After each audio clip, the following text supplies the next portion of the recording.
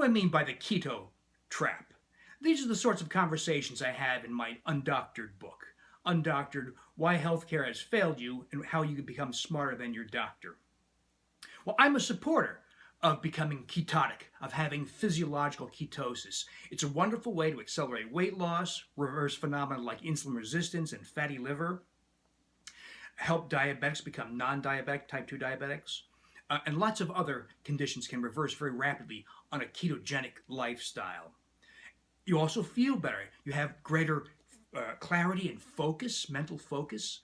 You can even improve physical performance over time. You can raise your aerobic threshold a little bit higher. So I'm a big fan of being ketotic, but you don't have to be ketotic, by the way, to maintain health. It's just one of the options you have to accelerate some of the benefits of carbohydrate limitation, grain elimination, etc. The kinds of lifestyles I've advocated through my Undoctored book and through my Wheat Belly books.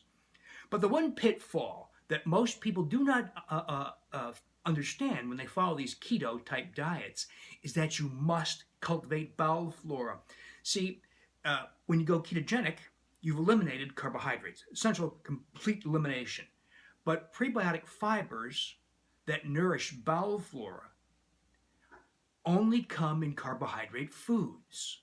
So it doesn't mean you need a bunch of carbs. It does not mean that. It means that you need to get food such as green unripe bananas, or raw white potatoes, or inulin powder, or fructooligosaccharides, or modest servings of legumes that contain galacto-oligosaccharide prebiotic fibers.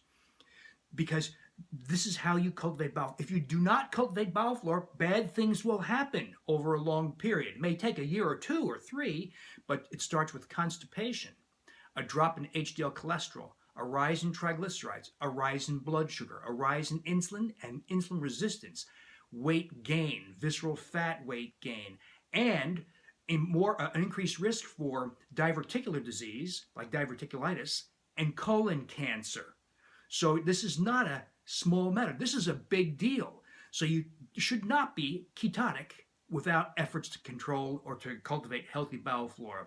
This is all discussed in my Undoctored book, in my Undoctored blog, Wheat Belly blogs, Wheat Belly Total Health books. So educate yourself if you want to get the advantages of a ketogenic diet, but don't make this mistake and fall into the keto trap of failing to cultivate bowel flora.